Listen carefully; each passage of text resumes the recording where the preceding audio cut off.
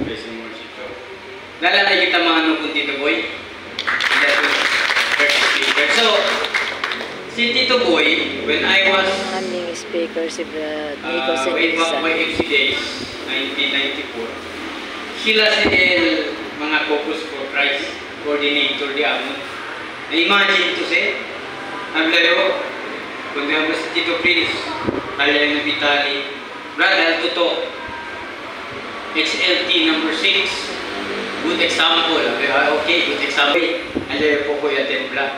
Kasi, mentor pa si Miko antes. And then, Dale first talk. So, kung mira to, it's all about household leaders training. Iyo también, siguro 2006 siya graduate, mga 2007, 2008,